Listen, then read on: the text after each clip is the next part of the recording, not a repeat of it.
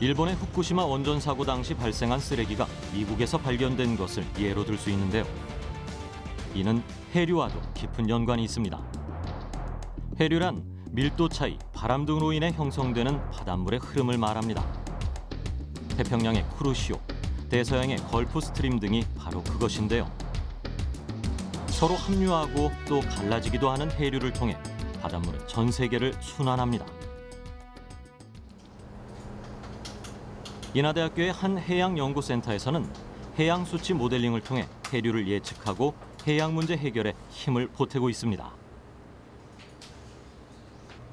실제 해양 환경을 모사해 시뮬레이션 할 수 있는 가상의 공간을 만드는 거죠.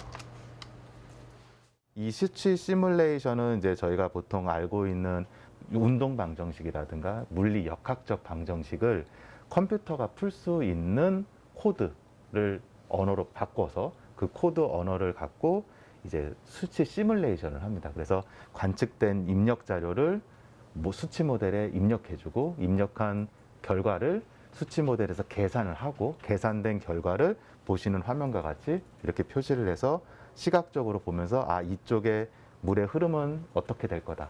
그 다음에 어느 쪽으로 물이 몰리고 어느 쪽으로 물의 흐름이 집중된다 하는 것을 저희가 향후 예측을 할 수 있는 그런 시뮬레이션이라고 볼 수 있습니다.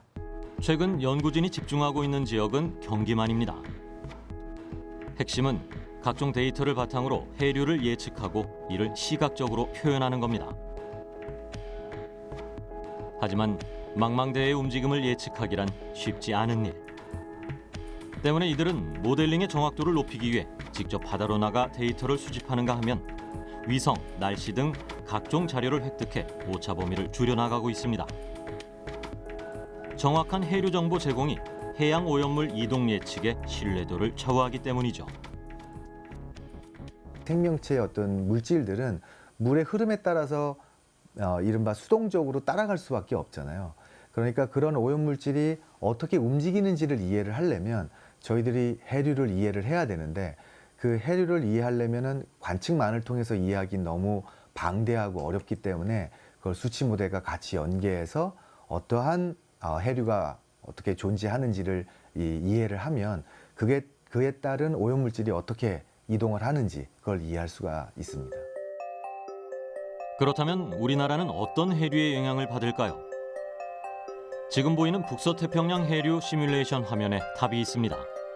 북서태평양 쪽의 해류 흐름을 지금 보고 계시고요. 쿠로시오 난류가 이쪽 동쪽에, 그러니까 중국 동쪽에서 태평양 전체로 돌고 있는 해류가 중국 동쪽으로 해서 이렇게 북동하는 흐름이 있습니다. 북동하는 흐름이 올라와서 일부 큰 본류는 일본의 동쪽으로 이렇게 흐르게 되고 일부는 우리나라의 제주도를 거쳐서 우리나라와 일본 사이를 통해서 동해로 유입이 됩니다. 그래서 동해로 유입된 게 동한난류로 해서 이 동해안을 따라서 올라가기도 하고요. 그다음에 일부가 이 서해 쪽을 또 움직이게 됩니다. 그래서 아까 말씀드린 황해난류가 이쪽 흐름으로 나타나게 됩니다. 그래서 본류인 쿠로시오 해류 자체는 움직이는데 이게 한쪽 방향으로 그냥 직진으로 쭉 가는 게 아니라 이렇게 돌면서 움직여가지고 일본을 거쳐서 북쪽으로 지나서 태평양 북쪽으로 해서 이렇게 크게 돌고 있는 그런 이제 흐름을 볼 수가 있습니다. 유레카!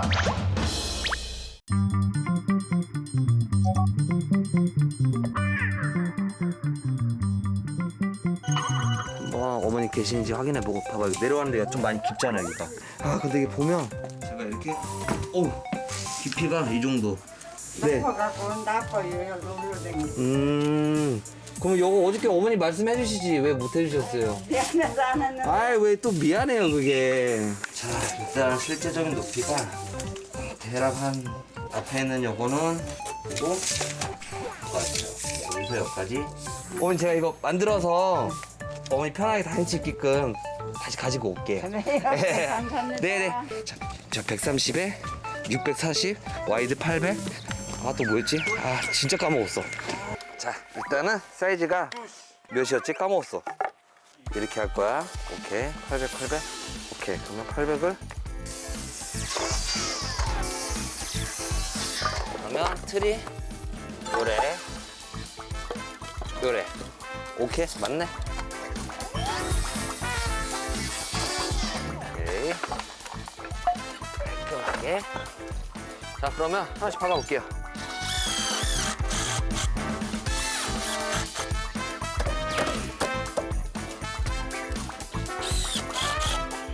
기본적인 틀 작업이 끝났는데요.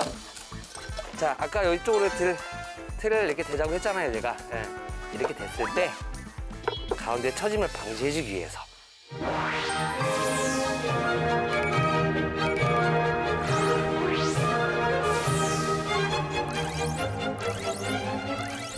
자 이렇게 돼야 돼요 무조건. 우리가 이걸 잘 알아두셔야 됩니다.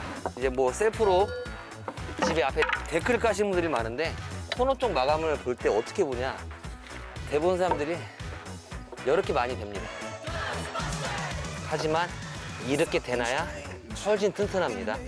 이렇게 했다가 나중에 까부러져 버려요. 깨지고.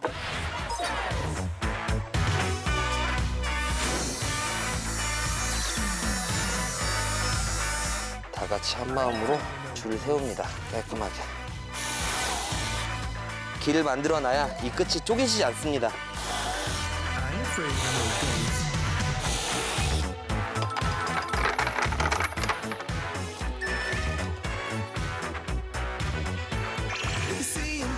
박습니다.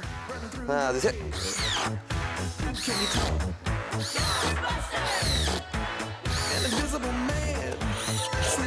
받고. 오케이. 자, 퐁퐁 타듯이. 이렇게. 튼튼하죠? 들고 뛰어서 이 기분 그대로 어머니한테 달려가도록 하겠습니다.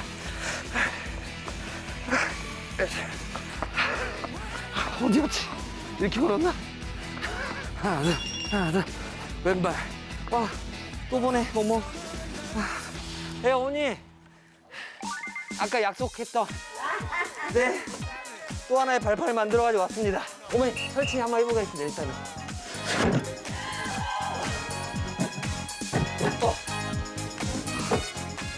높이 좋다.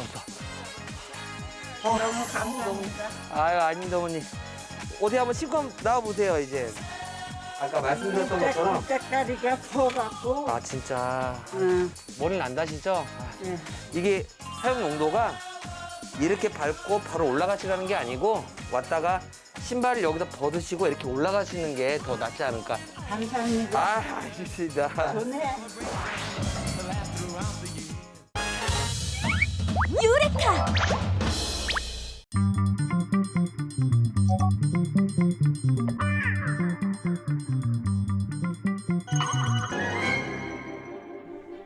오늘 들려드릴 이야기의 주인공은 미생물학의 아버지, 루이 파스테르예요.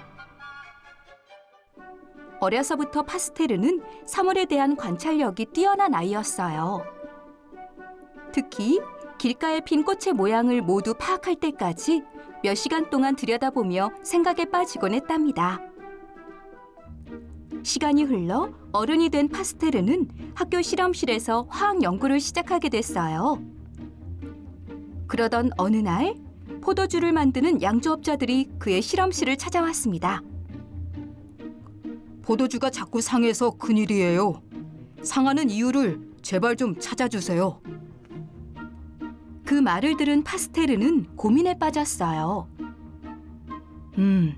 포도주가 상하는 문제를 해결하려면 어떻게 해야 할까?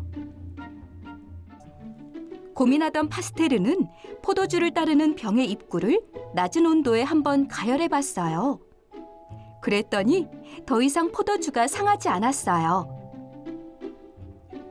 이때 파스테르는 미생물이 섭씨 57도에서 살균된다는 사실을 발견하게 되었고 바로 저온 살균법을 개발할 수 있었습니다. 또한 탄저병과 같은 전염병으로 고통받고 있던 사람들을 위해 백신 개발에도 성공! 수천만 명의 생명을 앗아가는 전염병 문제를 해결할 수 있었답니다. 이렇듯 파스테르가 위대한 업적을 이룰 수 있었던 비결은 바로 문제 해결력. 어려서부터 한 가지 문제를 관찰하고 답을 얻기 위해 끈기 있게 생각하려 한 습관 덕분에 인류를 구한 영웅이 될 수 있었답니다. 유레카!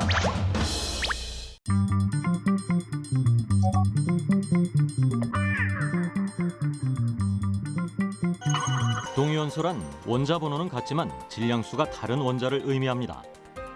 수소의 경우 경수소, 중수소, 삼중수소를 동위원소라 하는데 질량의 차이가 존재하죠. 이 중 방사능을 가지고 있는 삼중수소는 후쿠시마 원전 오염수와 관련해 빠지지 않고 등장하는 물질인데요. 일본의 다액종 제거 설비로도 제거하지 못한다고 알려져 있습니다. 연구진은 삼중수소 분리를 위해 수소의 질량, 다공성 물질 이 두 가지에 집중했습니다. 다공성 물질이란 내부에 빈 공간이 있는 물질로 이를 잘 활용하면 질량의 차이가 존재하는 수소 동위원소를 분리할 수 있는데요. 나노 다공성 물질로 수소 동위원소 분리를 연구하는 이들은 확산 속도의 차이로 수소, 중수소, 그리고 삼중수소의 분리가 가능한 고효율의 다공성 소재를 개발했습니다. 다공성 물질을 이용해서 분리하는 메커니즘 자체는요, 압력이나 온도를 조절을 하고 기공 사이즈가 기체 크기 정도로 작게 되면 특정 조건에서 양자 효과가 나타나는데요. 무거운 애가 훨씬 더 빠르게 지나가고 가벼운 애가 천천히 지나가는 이러한 현상을 볼 수가 있습니다. 물론 이 굉장히 극조온의 특수한 환경을 만들어야 되는데요. 다공성 물질에 수소나 중수소 같은 동위원소의 기체들을 흘려주면 거기에서 확산 차이를 만들어서 원하는 것만 빼내는 이러한 방식을 취하는 겁니다.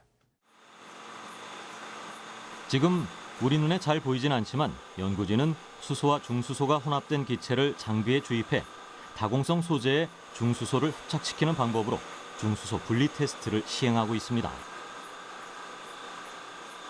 채로 물질을 걸러내듯 다공성 소재의 구멍을 통해 가벼운 수소와 중수소를 분리할 수 있다면 상대적으로 무거운 삼중수소의 분리도 가능하죠. 때문에 수소와 중수소로 먼저 테스트를 시행하는데요. 이 그래프가 중수소가 분리되고 있다는 증거죠. 분리 과정은 특정 온도에서 수소와 중수소가 혼합된 기체를 샘플 쪽으로 주입시켜 기체가 샘플 쪽으로 흡착될 수 있도록 합니다. 특정 시간 후 샘플에 흡착되지 않은 기체를 제거하기 위해 진공으로 만들어준 다음 온도를 극저온으로 낮춰줍니다. 그 다음 이 극저온에 도달하게 되면 바로 측정이 시작하게 되고 일정한 승온 속도로 온도를 증가시키면서 이에 따라 중수소와 수소가 샘플로부터 탈착되고 그 탈착 신호를 질량 분석기로부터 감지하게 되고 저희는 그 신호를 통해서 어떤 기체가 더 많이 흡착되었는지 알 수 있게 되는 것입니다. 연구진은 실험 스케일을 키워 다공성 물질을 활용한 수소 동위원소 분리의 상용화에 대비하고 있습니다.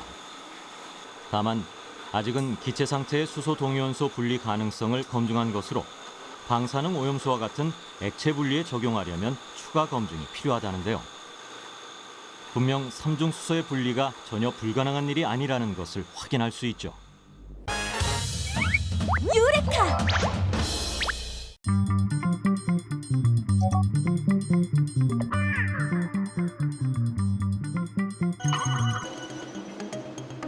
(3차원) 영상을 재현하는 홀로그램 기술은 1948년 헝가리 출신의 과학자 데니스 가보르에 의해 고안된 영상 기록 기술인데요.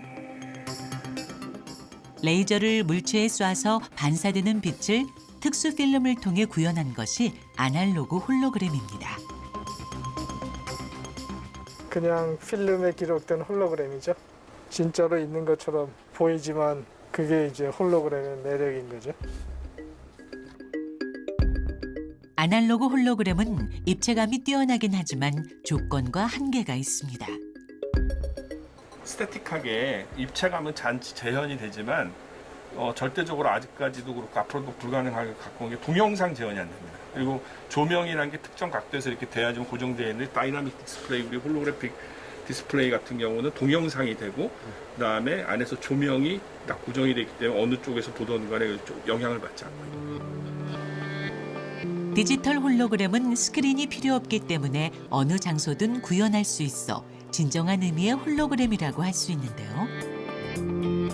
360도 전 방향 컬러 홀로그램을 구현하는 것이 쉽지만은 않았습니다. 정지된 하나의 영상을 360도 방향에서 다 보려면 520개의 홀로그램을 360도 방향으로 쫙 이어 붙여야 되는 거죠.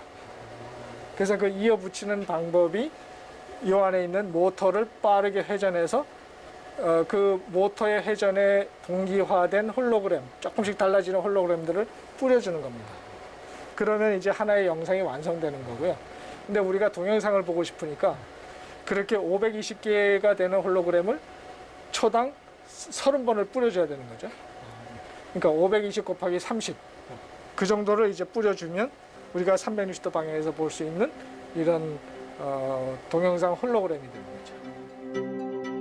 미국과 일본도 시도했지만 20도가 한계였을 정도로 고난도의 기술이었는데요.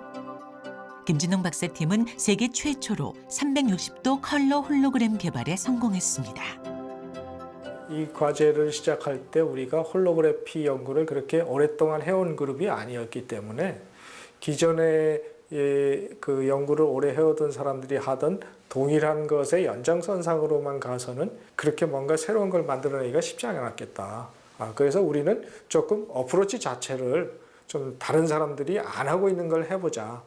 그래서 이제 그런 배경에서 조금 어떻게 보면 약간 무모하다라고 볼 수 있는 테이블탑 형태를 생각하고 그걸 한번 만들어 보자라고 했던 거죠.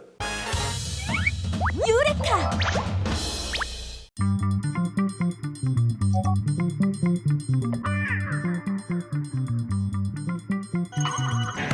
먼저 주요 기술들부터 만나볼까요?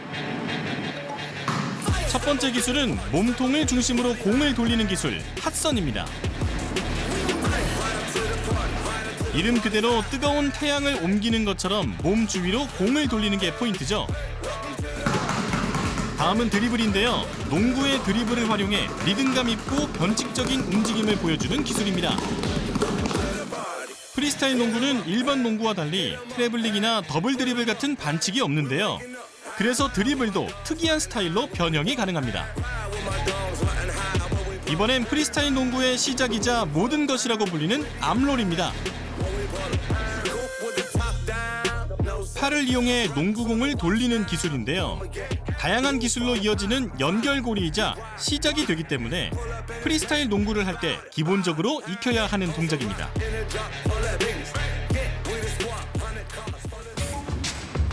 이번엔 손끝으로 공을 돌리는 스핀볼입니다. 농구공을 돌리고 있는 상태에서 공을 던지고 받거나 다양한 길을 만들어 이동시키는 기술인데요. 손가락 하나로 공을 컨트롤해야 하기 때문에 까다로운 기술 중 하나로 꼽힙니다.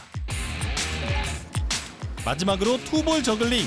여러 개의 공을 다루는 멀티볼 스타일 중 하나로 공 2개를 컨트롤하기 때문에 앞에 투볼이 붙는데요. 단순한 저글링 동작을 뛰어넘어 자신만의 독창적인 스타일과 움직임을 만들어낼 수 있는 기술입니다. 프리스타일 농구 360도로 보면 어떨까요?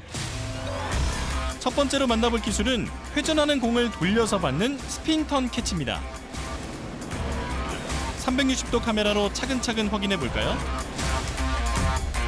검지 손가락 끝으로 돌린 공을 던져서 한 바퀴 돈 후 공이 떨어지기 전에 재빨리 손끝으로 받아내야 하죠.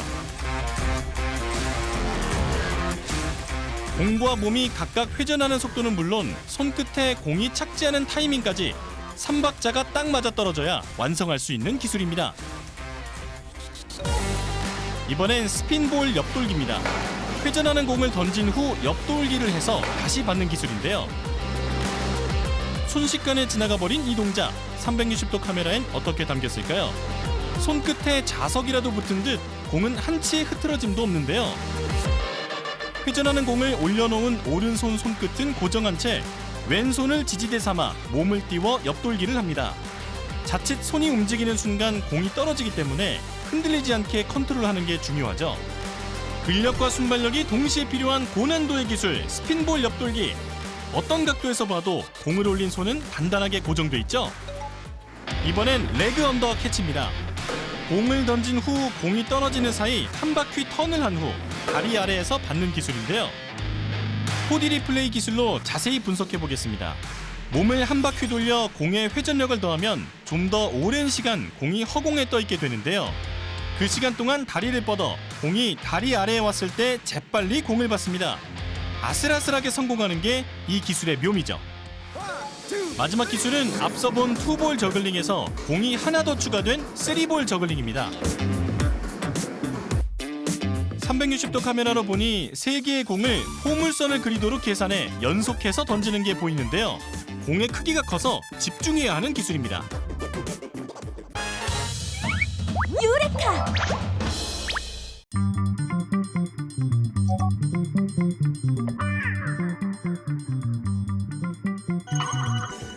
각종 실험 도구로 가득한 이곳은 해양 방사능 분석실입니다. 장비 위에 종이를 얹고 그 위에 뿌리는 이 액체엔 비밀이 있다고 하는데요. 이 액체는 복도를 가득 채운 물통에 들어있던 물입니다. 바로 해양 방사능 측정을 위해 채취해온 바닷물이죠. 우리나라에선 러시아가 동해에 방사선 폐기물을 투기한 사실이 알려지며 해양 방사능 분석이 시작됐는데요. 그로부터 약 30년이 지난 지금도 그 분석을 이어오고 있습니다. 이곳에선 세슘 137, 스트론튬 90, 플루토늄, 삼중수소 등 4가지 방사성 물질에 대한 농도 분석을 진행합니다. 오늘은 세슘 137의 농도 분석을 진행할 예정인데요. 오염물을 걸러낸 해수에 세슘 137을 흡착할 수 있는 노란색 흡착제를 넣고 섞어주면 세슘과 시약이 결합하며 침전됩니다. 그 시간만 대략 반나절이 소요되죠. 세슘 137은 후쿠시마 원전 사고 이후 환경으로 가장 많이 배출된 핵종인 만큼 일본의 원전 사고가 우리나라 해양에 영향을 미쳤는지 확인하기 위해선 그 농도 분석이 꼭 필요하다는데요. 연구진은 바닷물을 포함해 해저 토양, 어패류 등 다양한 시료를 제작해 농도 분석에 활용합니다. 세슘 137이라는 게 이제 핵분열 과정에서 발전소 같이 이렇게 있는 곳에 핵분열을 하면서 이제 가장 많이 생성이 되고 이제 긴 반감기를 가지고 있는 방사성 물질 중에 이제 대표적으로 세슘 137이 있어서 이제 저희가 주로 분석을 하는 핵종이 세슘 137이라는 물질입니다. 세슘 137의 농도 분석은 고순도 게르마늄 검출기를 이용합니다. 화면에 가장 높게 치솟은 피크 부분을 농도로 환산해 분석 결과를 만들죠. 지난해 한반도 해역의 평균 세슘 농도는 킬로그램당 1.38mg. 특히 방사능 농도 검사가 시작된 이래 세슘 농도는 1에서 2mg를 유지하고 있다는데요. 수산물의 경우 세슘 137이 10만 mg 미만이면 안전하다고 판단하는 것을 미루어 보아 우리 해역은 세슘으로부터 안전하다고 말할 수 있죠.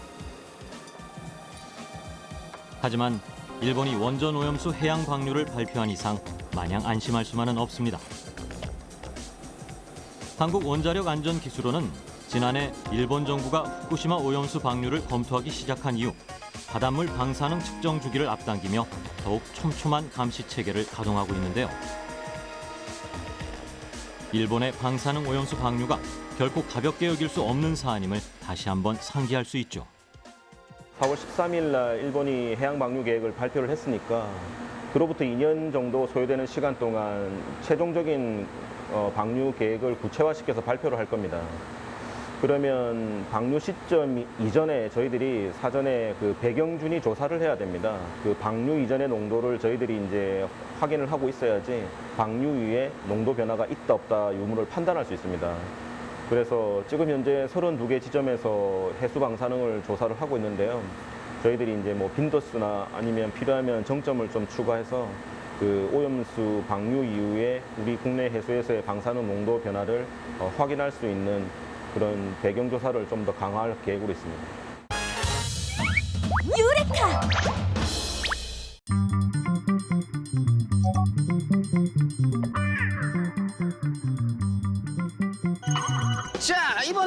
짧지만 강렬한 마술을 보여드리지요. 지금 제 손에는 아무것도 없지요. 없지 셀레나? 없어요. 하지만 제 손가락을 잘 보십시오. 마술사가 엄지와 검지를 비비자 어허 이럴 수가 손에서 연기가 피어난다.